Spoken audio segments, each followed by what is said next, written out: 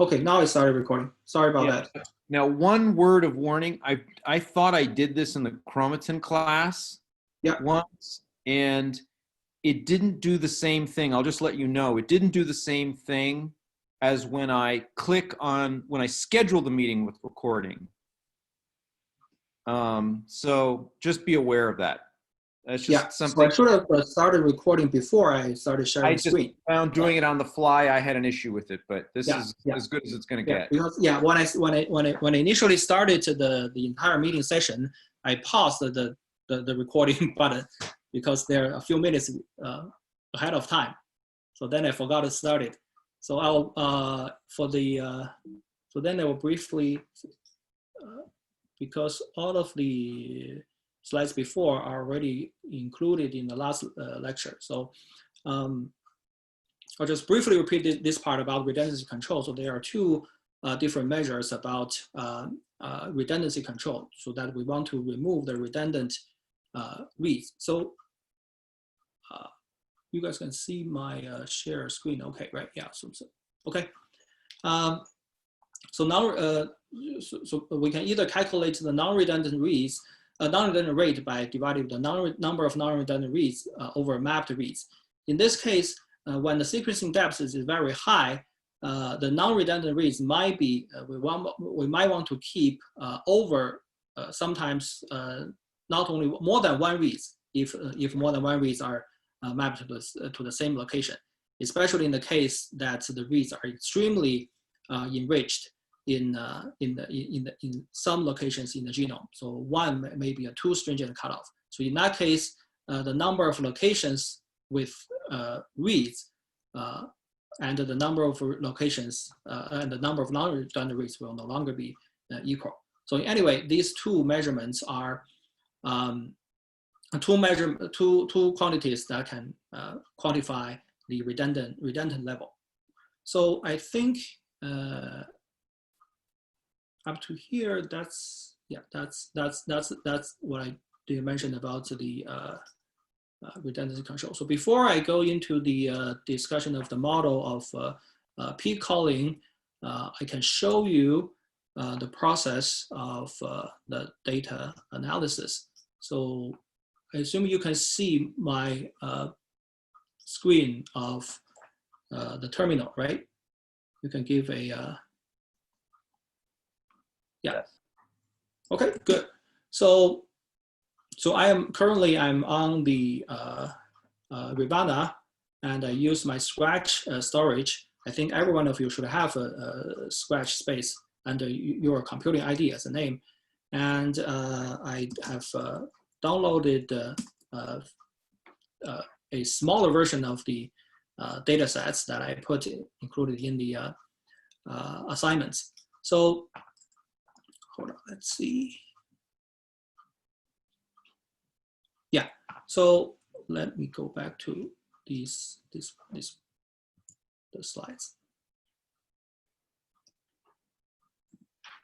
Talk about this part first.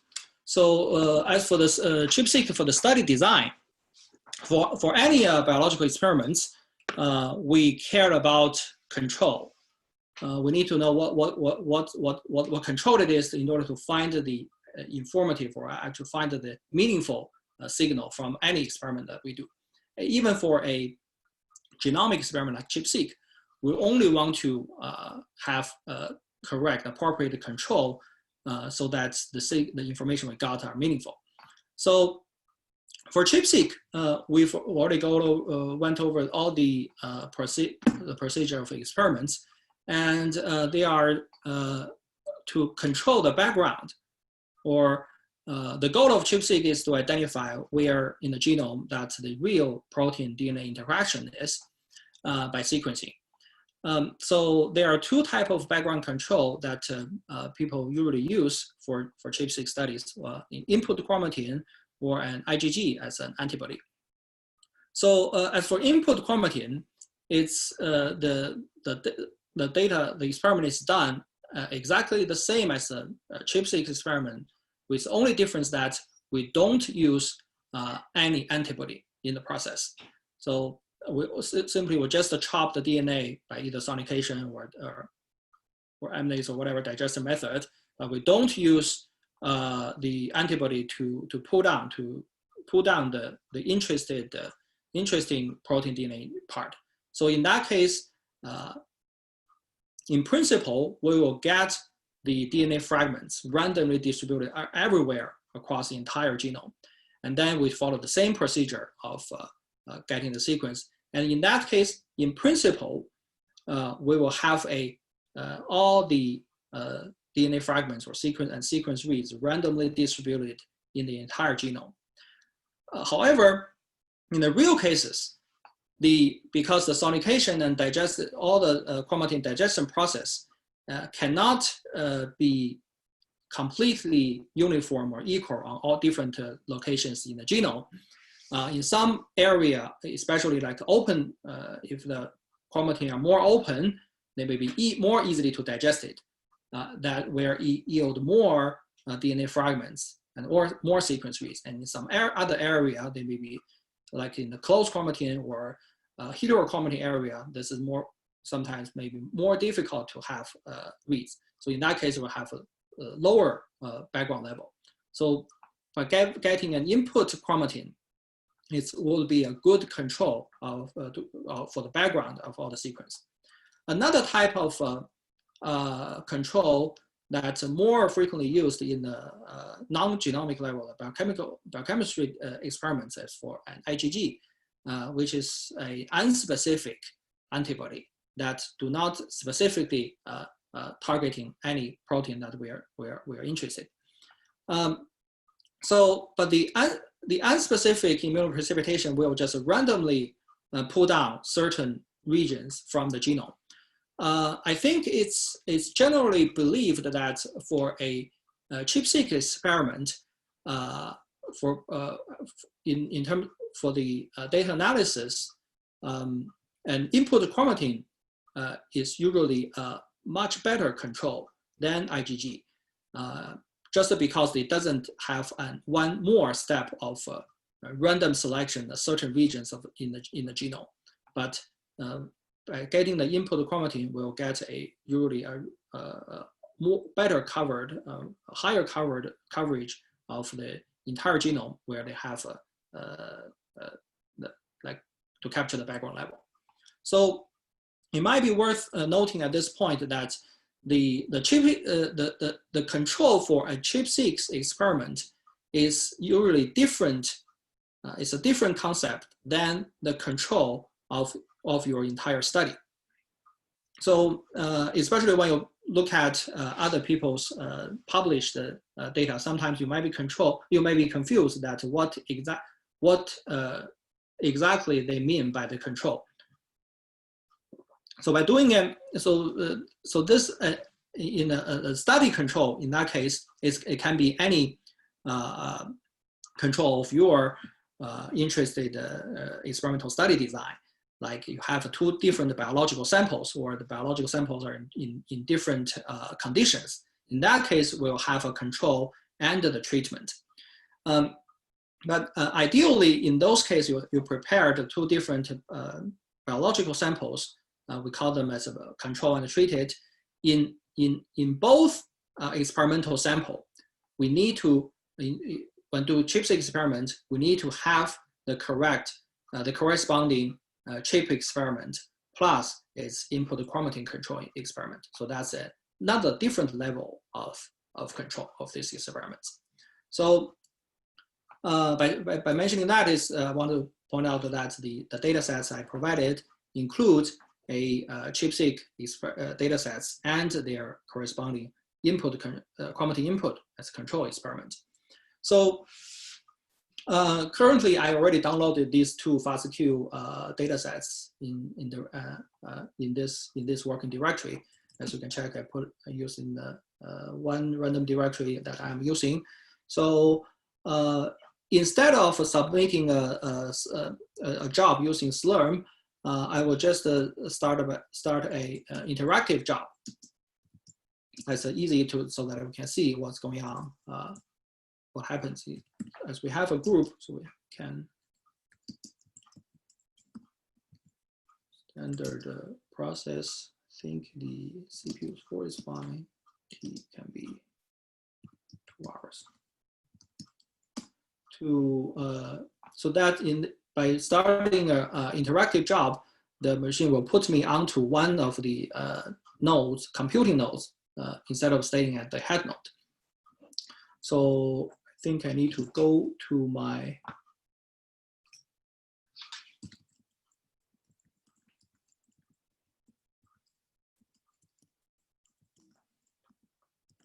this again.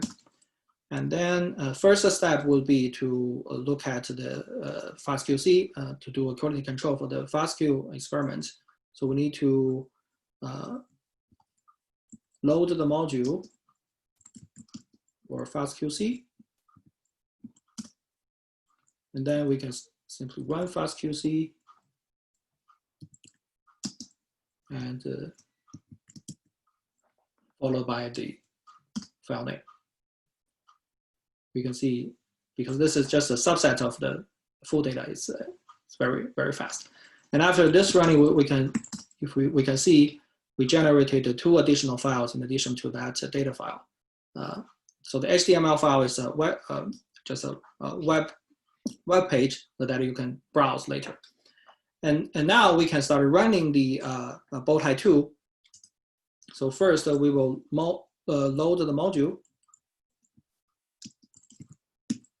Because Bowtie includes some C or C++, so we need to load the C compiler, GCC, and then load Bowtie 2. Bowtie 2.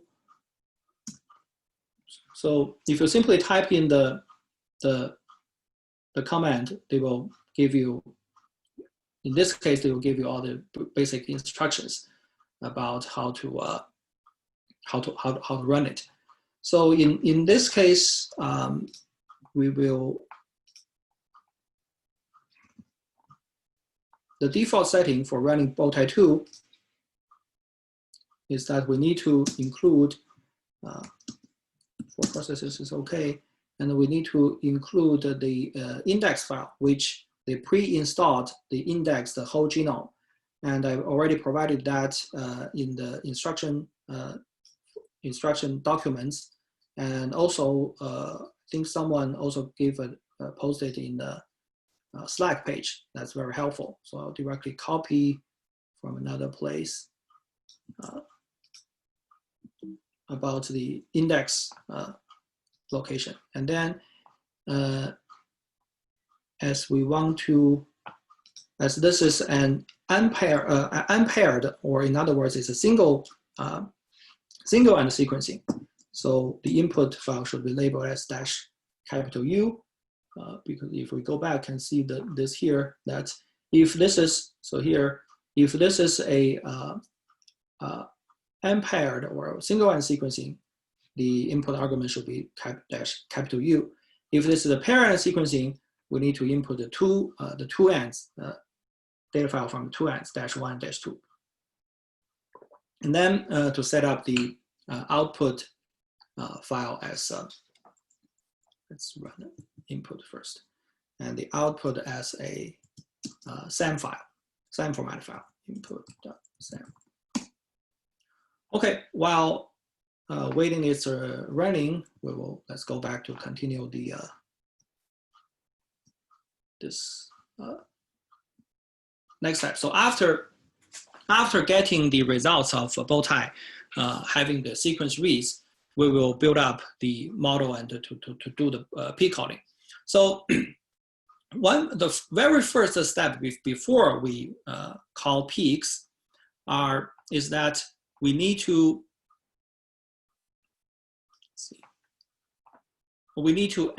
estimate the DNA fragment size to precisely identify the location of the protein-DNA interaction or the transcription factor binding sites. So this step is no longer needed for pair-end sequencing, because as for pair-end sequencing, we have the information of the exact, the both ends of the exact DNA fragments. In other words, we know the coordinates of the whole DNA fragments, not only one end. But at the early years, or sometimes you only generated a single-end sequencing data. In this case, we only have the information from one end of the entire DNA fragment.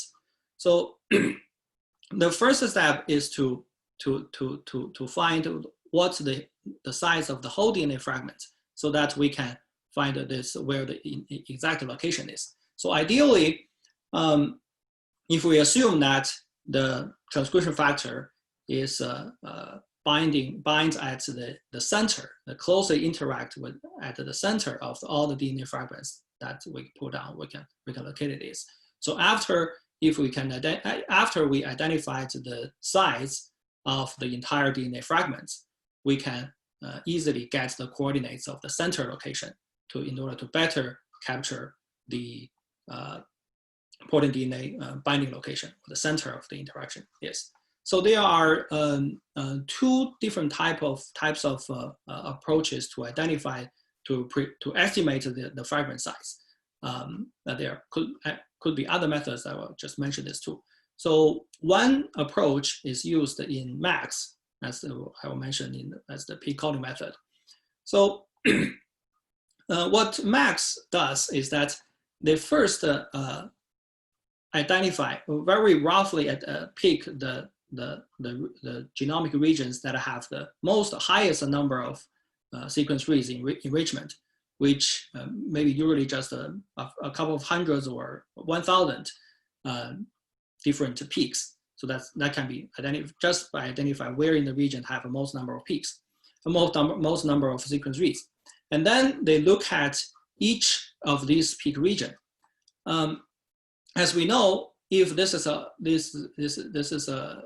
high peak, which means that a lot of sequence reads are enriched here, there should be a randomly, roughly an equal number of 5' reads and 3' reads.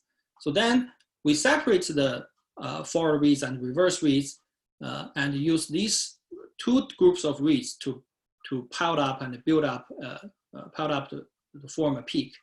And in this case, we calculate the distance between the summit of the peaks identified using forward reads only and reverse reads only.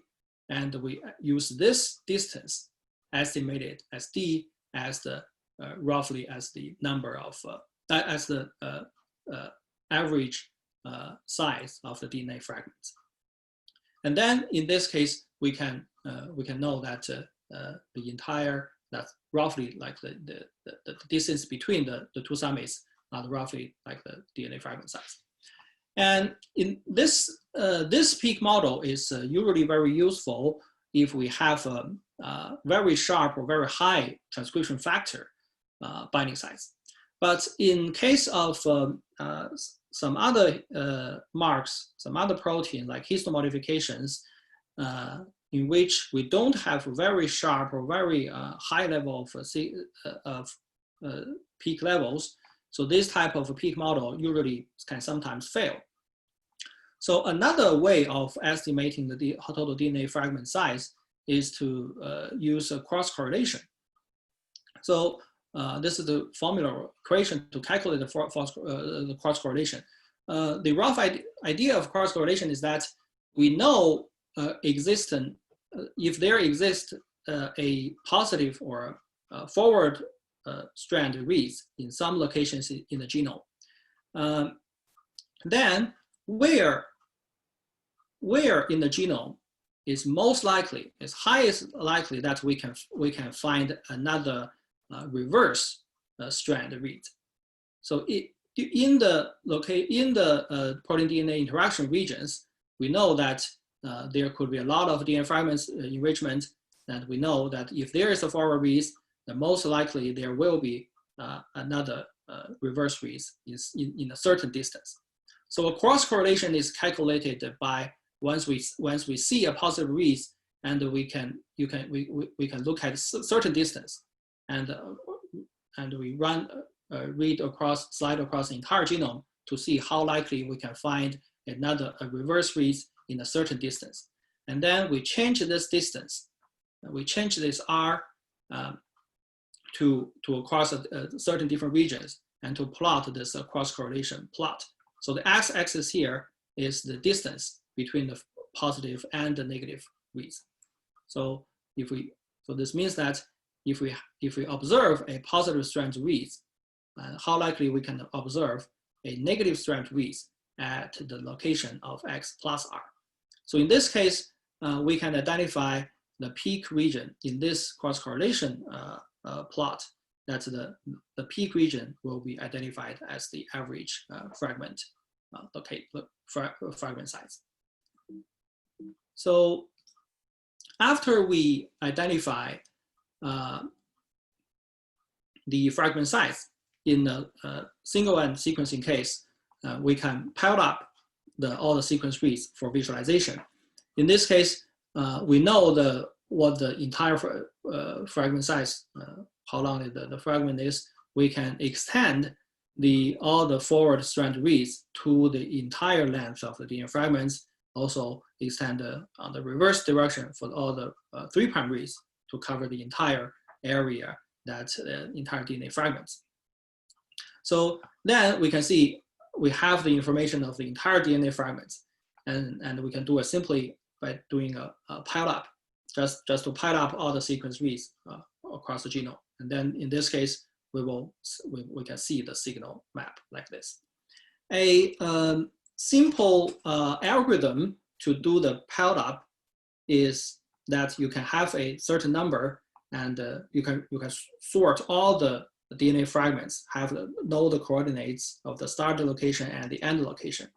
And you can see once you have a variable to measure the sequencing or the signal height. So once you see a 5' reads start, you add 1 to your variable, so, which means that you climb up on the hill, you add 1. And once you observe one forward read start, you add 1, and gradually increase this hill, climb up on the hill. And once you observe an end or an end location of fragments, you minus 1 in this score. For example, in this location, you observed the 2 start and 1 end, so only add 1. And in this case, you observed an end, you decrease 1. And then gradually they will decrease and go downhill and to form this entire map. So this is how the piled up profile of all the sequence fragments is generated. And after we obtain this piled up data, the piled up data can be expressed or can be stored in bed graph or Wiggle format. So for bed graph that I mentioned last time, it's straightforward to understand that it's measure the coordinates, the chromosome, star location, end location, and the number of reads for the signal level at this stage. And the Wiggle format is a simplified or more compressed version of bed graph file. So bed graph file, you can see the start and end location, although in this case is just a 50 base pair. So we use a 50 base pair window. For every 50 pair, there's a bin, there's a window. But if the entire genome, the window size, if they are all the same, we don't need to store all of this detailed information. But we can specify that in this step that as claiming the variable, like a variable step. So chromosome, this is at chromosome 4, and if the span or the window size is 50, so then for each step, they will only need to store the start coordinates. And then we know this is fine, means that start at this with a span of 50 base pair, which contains the exact same information as the bed graph, where the space of storage, the data will be much fewer. And the more useful, more frequently used format is the BigWig. BigWig is the binary format that also contains the index formats of Wiggle or bed graph data that more frequently used in the genome browser. So yeah, or as I mentioned, this for the study design for ChIP-seq. So the next, we'll talk about peak calling. After we obtain the pattern, a genomic profile of all the piled up the sequence reads from a ChIP-seq data, the goal of peak calling, the next step is obviously the most important step in ChIP-seq data analysis. The goal of peak calling is to identify the regions in the genome that are enriched for sequence reads. This enriched,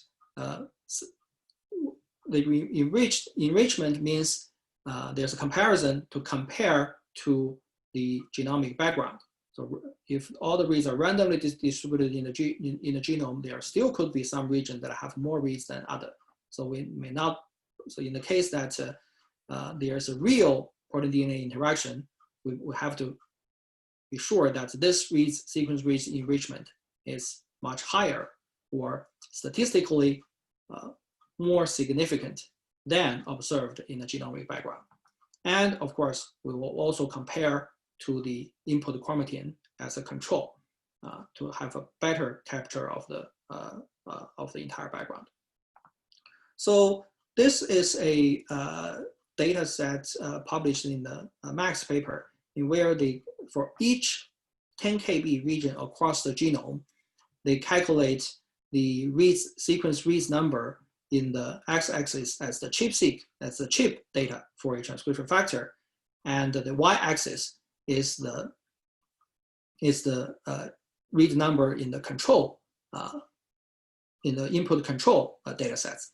So, and then we can see that there are only the red dots are those regions that have a high, significant, more reads in the ChIP data than in the control data. And this, so the goal is to identify, use a appropriate statistical model to identify which of those, I mean, among all the reads, which of those that have statistically more reads in the ChIP than in the input control, in which we can call them as a peak, as enrichment reads. So as Stefan mentioned in the on Monday's lecture, Max, the underlying statistical model that Max used is a Poisson model, in which we assume that the reads, so in order to capture a genomic background of all the reads, we assume that the reads in the background, the random background location, the reads are distributed along the genome following a Poisson distribution, in which means that given any region in the certain region in the genome, the chance of the possibility or probability of observing certain number of reads is following a Poisson distribution. So as Poisson distribution is one of the simplest distribution that have only one parameter, and the background parameter in this Poisson distribution is just the total number of reads, or some more people call it tag, sequence tag, which means the same thing. The total number of reads divided by the genome size, or the total number of reads divided by the number of bins, depending on how big of the bins in the entire genome. And then we have in either cases, if we either we have a ChIP data set and a control data set, either we have a control or without a control, we can estimate this Poisson parameter like that as the entire background. But as we know, the chromatin and the entire sequencing has some biases, which means that in the control, the sequence reads may or may not be perfectly distributed as a Poisson distribution. Instead of directly comparing the number of reads in a certain region in the ChIP data sets versus control data sets or versus the random background. The key part of the MAX model is that they use a dynamic parameter or a local lambda as a dynamic parameter that they can change across different regions to regions. And how do they change it is that, so for every region that they consider, they want to compare whether that's have an enrichment or not. They're not only comparing this region with the whole genomic background, to whether these reads have a more reads than the randomly distributed as a Poisson distribution in the entire genomic background, but also they will look at the control library in the local region, or a local region defining as a 200 to 300 base pair windows that have to see how many reads are there.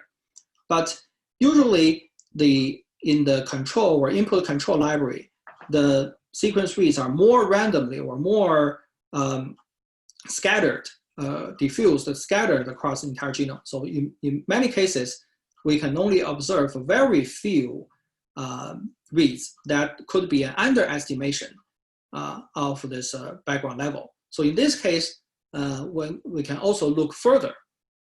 Instead of a 300 base pair window, we can look at 1 kilobases, 5 kilobases, or as big as a 10 kilobases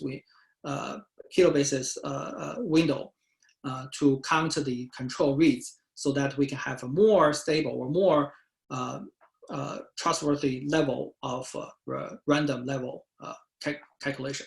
So in this case, no matter we compare this these lambda estimated using different level,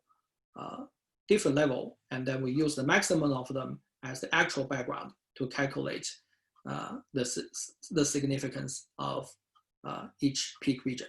So in that case, under a certain selected lambda parameter, following that Poisson distribution using that parameter, what's the statistical significance of observing such a peak of having this many of reads. So that's the idea of the MAX model. So at the development stage of the MAX model in 2008, as I think Stefan mentioned this a little bit on Monday, they didn't know, they didn't have a best estimation of the entire of how the reads are distributed in the genome. So that's why they used this approach of a dynamic lambda, as a dynamic lambda determining the Poisson distribution. So this is actually in fact, is an empirical way of approaching to the negative binomial. So in other words, a negative binomial distribution, which is more frequently used in the current stage of next generation sequencing in both ChIP-seq as analysis as MAX2 is actually using, and most of the RNA-seq data algorithm, they all use a negative binomial model. So negative binomial can be considered as a combination of different Poisson distribution, but the Poisson distribution parameter, the lambda, follow another distribution. So which means that in the negative binomial distribution, we used to use not a constant lambda, but a dynamic changing lambda. So that's the idea of the MAX peak calling model. So after they getting the p-value estimated from the Poisson model, because we identify tens of thousands of peaks from the genome, we need to use the multiple testing adjustment to make the correction for false discovery rate. And in the MAX, especially MAX2, they use Benjamini-Hochberg BH adjustment to correct for FDR. So in the output, they will have in addition to the p-value, they will also have an adjusted p-value, or called a Q value, to determine the false discovery rate cutoff. Okay, any questions so far? Okay, now let's just go through how to run Max, Max2 for column. Changzi, Yes. I have a quick question. So have they gotten rid of that, any sense of that dynamic calling in Max 2? Because that, if you go back for a second, that procedure could easily lead to false negatives, because you can imagine that when you get to the 10 kb, just like you've actually drawn the scenario for the false negative in your drawing. Exactly. Let me throw this out at students. Can anybody see what I'm saying? Why am I saying that? Why should that lead to false negatives?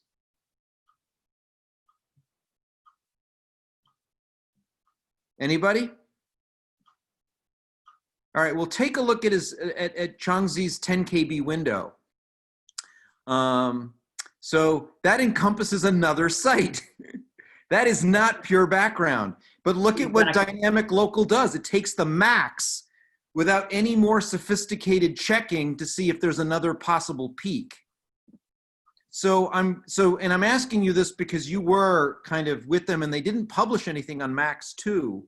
So do you know if they've kind of gotten rid of this with Max 2? Is it just a pure negative binomial? And what's the windowing strategy? I actually don't know the details of the Max2 model. The only idea I know is that they just simply replace the Poisson with negative binomial. So by saying that, I assume, although I'm not sure, my impression is that they still keep this dynamic lambda strategy in Max2. Okay. Which means that in Max2 they will still possibly have this false negative that you just mentioned. Got it. Because in this, so that's sometimes we observe that in the case of a large region, say a few kb or 10 kb region, if there are multiple peaks, especially the case that those peaks are not the highest peak, not as extremely high, significant that we won't miss. Sometimes Max will miss some of the smaller peaks in that entire big region because the existence of a very strong peak in the nearby region, which will cause an overestimation of the background level of the background lambda. So in that case, the smaller peak may not be able to be caught because these two peaks actually dominate the background estimation. Got it. So it's just useful for students to be aware, and this is something Changzi knows extremely well, but when you really get down to it, like Changzi's taking you through these lovely exercises using Max, but when you really get to it and you're analyzing your ChIP-seq data, you've got to be aware that you have the different options as to whether or not to use the local lambda or not. And to be honest, I think in many cases when the peaks are dense, turning off the dynamic local lambda works better. So you should kind of, run Max under different conditions when you really get to analyzing your own data. And then Changzi's going to show you steps to compare it to the browser. Compare your sites to your pileups and do your sniff test. Which do you trust most? Anyways, thank you, Changzi. Yeah, thanks, Stefan. Okay. Other questions? Okay. Now it's the comments to an important parameters to run Max. So Max, especially right now, most people use Max too. So we need to specify the as I mentioned, there could be there is a ChIP data file and an input control data file, which is respectively labeled as -T and -C, a treatment and control. And we need to specify which genome we are using. In this case, the default for human, but you can write HS for human. The genome size that they use to build up the model is not actually the length of the entire genome, but only the mappable genome under a certain length of the sequence. So you can imagine you know that in the entire genome there are a lot of highly repetitive regions that a certain the sequence reads of a certain length will never be perfectly mapped to that, uniquely mapped to those regions. So those regions are kind of like a desert for short reads mapping. And the fortunate thing is that for those highly repetitive regions are usually less likely. I'm not saying that these regions are not functionally important, but in most cases, in most applications, those highly repetitive regions are less likely to have a very unique sequences that have a functionally important, say, transcription factor binding sites regions in those highly repetitive regions. Or in other words, if you are specifically interested in those highly repetitive region, these conventional scenario of analysis may not work. So that's something we need to keep in mind. So by saying that, the whole genome that was taken into account consideration of the background distribution calculation is only a portion of the whole genome, or the mappable portion of the genome. And of course, you can set up the Q value as the FDR cutoff, or in this case, although they allow you to set up both, actually either P value or Q value. And in Max2, Q value is the default. If you set up P value, I think if you set up P value, they will override Q value, and they will no longer output the Q value. And you can put a name and of your sample or this experiment and set up the output directory. And if you want to directly generate the bed graph file for genome browser visualization, you can set up this as in the data analysis process. They will automatically generate the bed graph file for process. So this is the output. Then we can see the input, and I didn't got a chance to run the other set of flow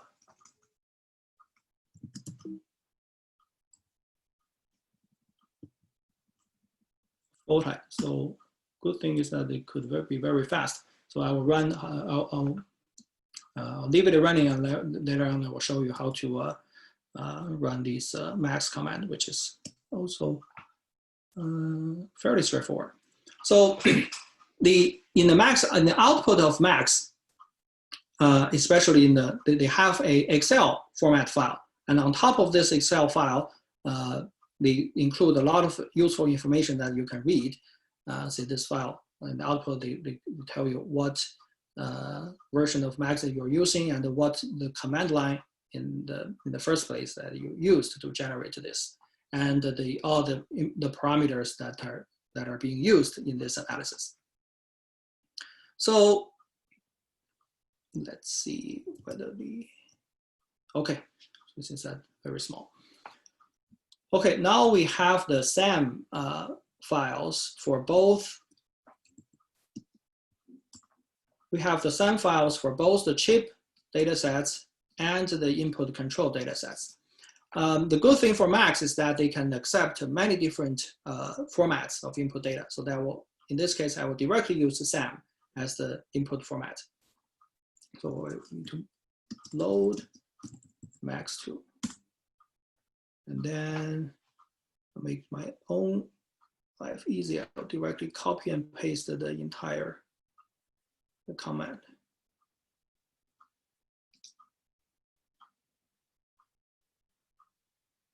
Max2.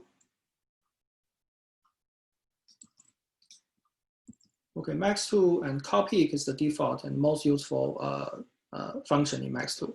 And the genome is human, and we want to generate a bed graph. And although the default setup for Q value FDR is 0.05, I also put a name here. And the name of this experiment is AR, and the output directory is just put it in my local directory. And a treatment file or a ChIP file is SAM file, and the control will be the input SAM file. That see they will all Max will also put a lot of information in the screen output, and in this case, here we go, because now they'll start calling peaks from each chromosome. Done.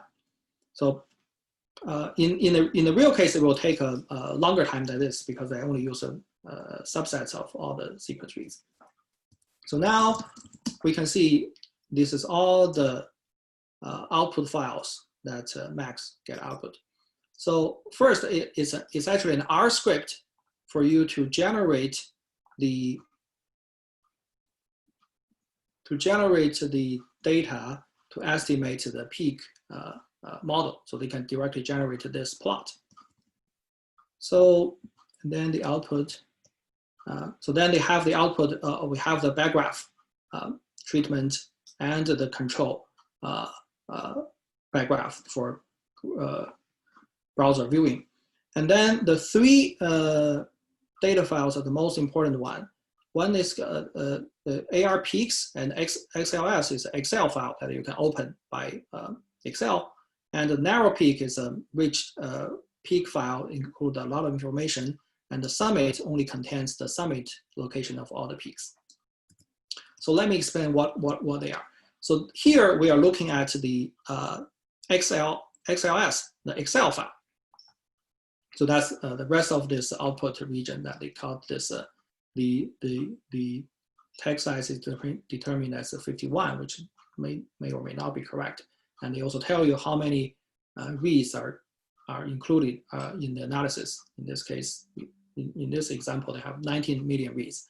And after filter, this filter is filter the redundant reads.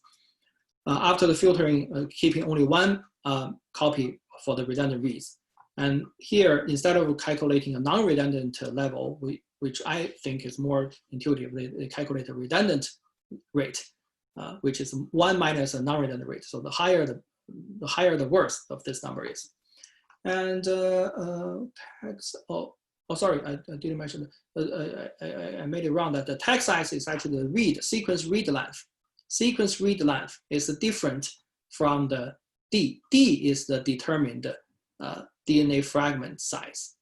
That's 141, calculated as the distance between the positive and negative sequence read, peaks. Yeah, so they say fragment length maybe, because in this case we use the model, use the Max model to determine this D. In other cases, you can even set in the D number in the input parameter so that they don't use the model, but directly using your the parameter you gave them to build up the peak identification model. And then in the output file, all of this column labels are self-explanatory, so I don't need to go to more details. So this is the narrow peak. It's not the same as narrow peak format, but they give you all the information. First several columns is similar, 3 columns similar as a bad format, chromatin, start, and the location. That gives you the coordinates of each peak. And the next is a length. Length is simply the size or the length of this peak. And absolute summit is the absolute coordinates of the summit location. You can see this for this peak, there's the summit, highest location. And there could also be a relative summit, which is how many base pair starting from the start point, which is different from these two numbers. And then the piled up level, absolute summit coordinates. And then the pile up level is the height in the pile up, the height of the peak that you observe. And then we convert the p-value to a negative log, so that the higher, the more significant it is, the p-value score. And the fold enrichment. Fold enrichment is the fold change. Fold enrichment comparing the number of reads in the ChIP library versus the control versus the control stage determined by the dynamic Poisson distribution. And then there's a negative log Q value, which is the adjusted p-value. And then the name, this is randomly named as the peak one, and so on and so forth. So that's the output information contains in the max output. So this is the Excel file. And another output data is the narrow peak file. The narrow peak file has a slightly different column because they need to follow the narrow peak bad format. So the first few bad format, following the bad format as the chromatin star and the peak name.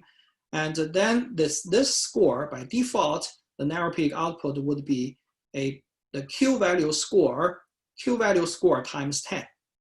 So because empirically, we know that the Q value score is the best score to quantify the enrichment level of all the peaks. So we simply use the Q value score by times 10 to make it as an integer number.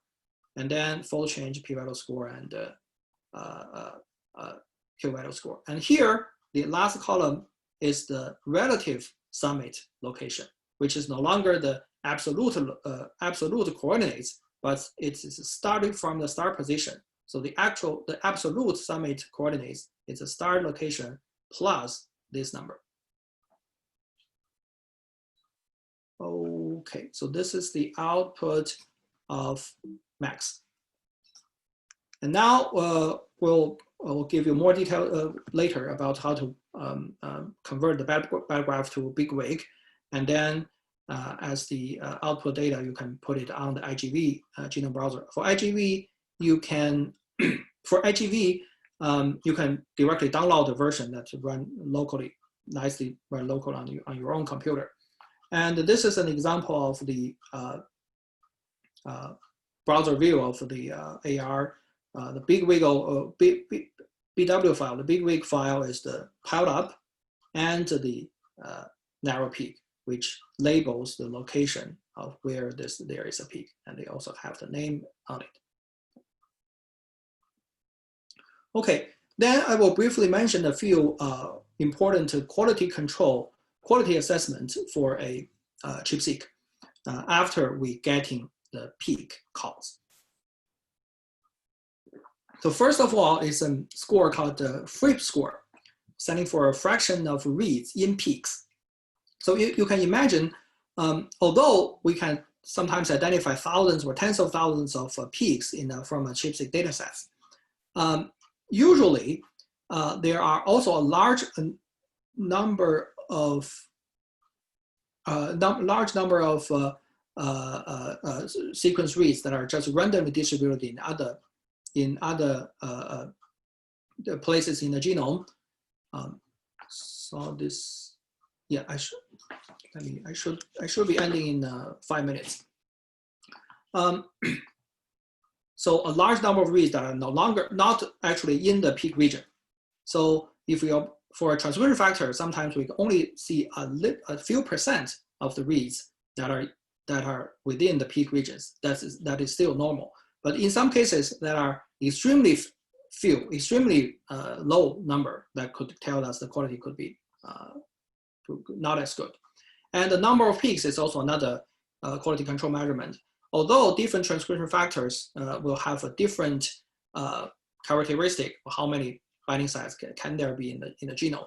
But in most cases in the human or mouse genome, usually the number of binding sites for transcription factors, most of them are more than 2,000. And in many cases, we can identify more than 10,000 peaks. And in addition to that, another QC measure we can use is that the number of peaks with a very high fold enrichment.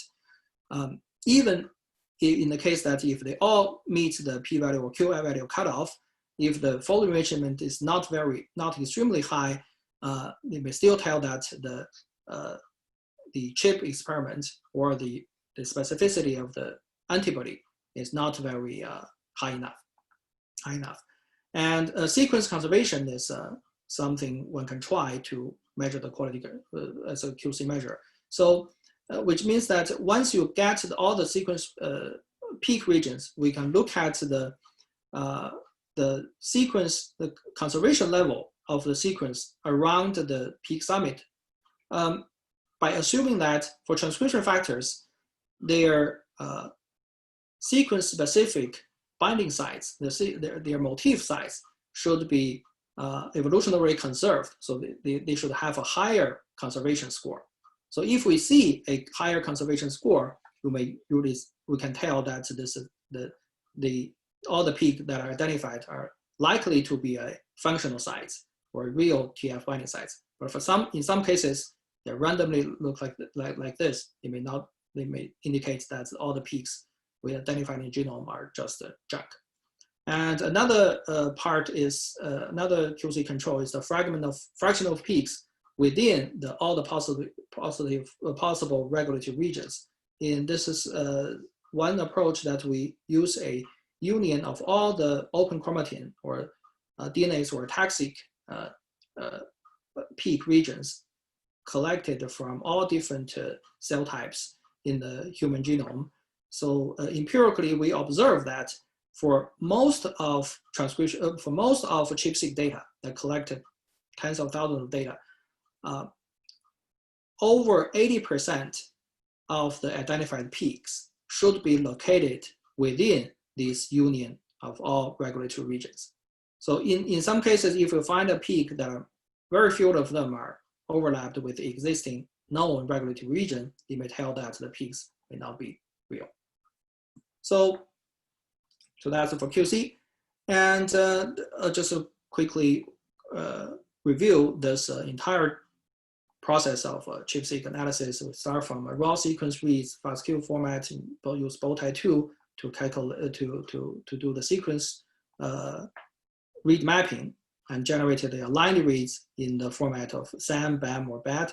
And then we use MAX2 to call peaks and generate the BAT format peak information and the backgraph or other format data file for visualization. And for all of these steps, they have the information of quality, and we want to carefully assess these qualities. And lastly, I want to mention that all of these QC measure we have go through the process of from the raw sequence all the way backwards to the peaks and trace back to the actual biology. And all of these QC measures actually tell some quality information during the experiment.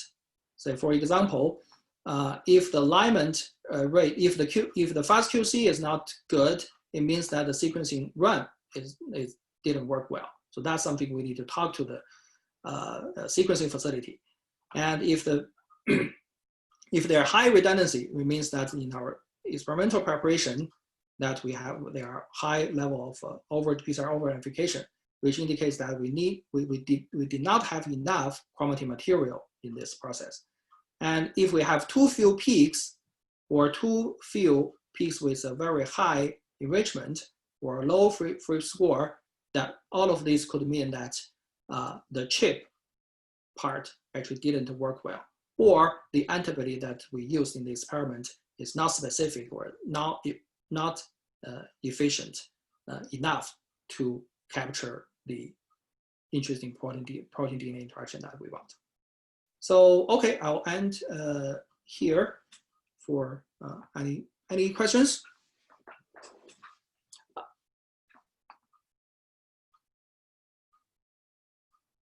So I saw a question in the chat that what are the relative advantage of using different alignment tools like Bowtie or HiSat? So in my impression for ChIP-seq analysis, Bowtie2 or BWA are both good.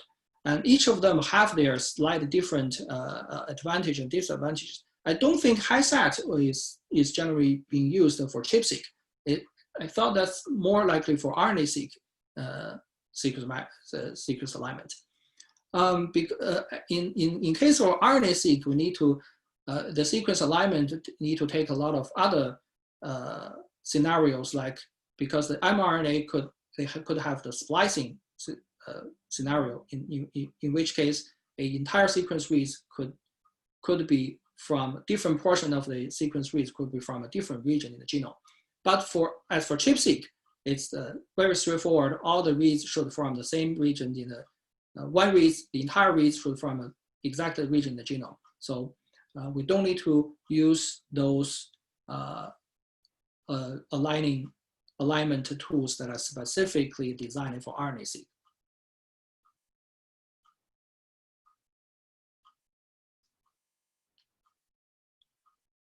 So another question, what are the differences between broad peak and a narrow peak? And what circumstances would you opt for broad over narrow? So yeah, because of the time, we didn't cover this broad peak at all. So my own suggestion is that MAX2 is working extremely well for narrow peaks. And I don't think a broad peak, I mean, for MAX2, broad peak, you can try, but I usually do not recommend the broad peak setup for MAX2. So for most transcription factors and some histone modifications, like H3K4 trimethylation, MAX2 with narrow peak setup should do a pretty good job. And even under default parameters.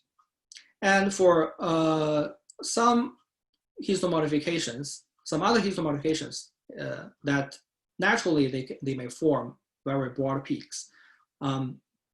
What you can use the broad peak setup with, you need to specifically pay attention that in those cases, you may want to change the parameter settings a bit. It's a little tricky to generate a good broad peak from using MAX2.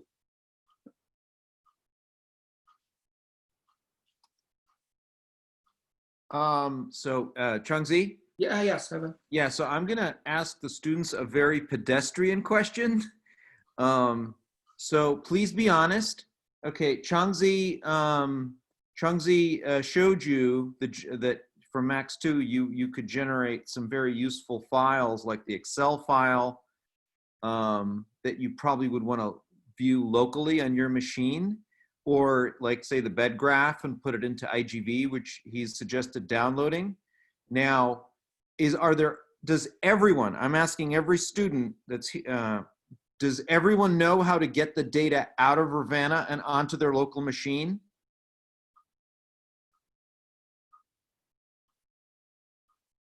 John Stubbs is giving the answer, but does everyone know how to do that? There's some yeses, but is there an honest no?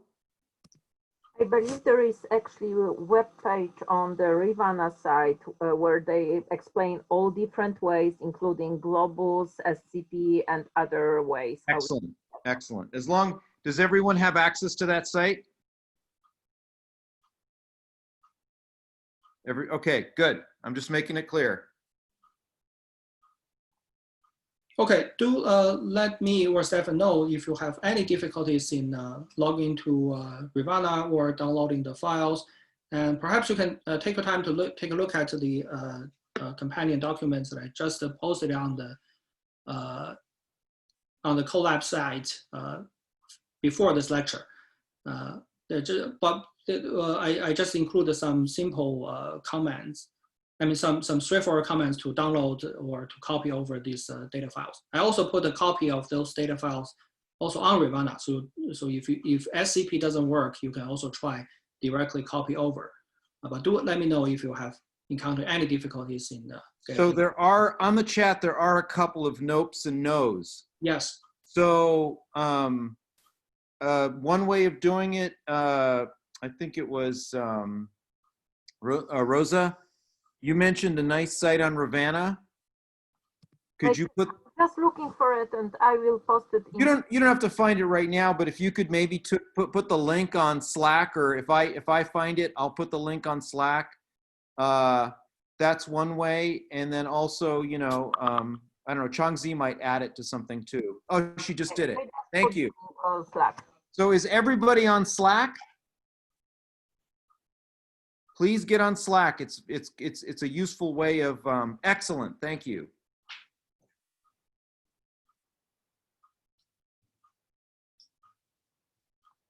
for people who are mostly working on Windows, I really recommend Globus. This is how.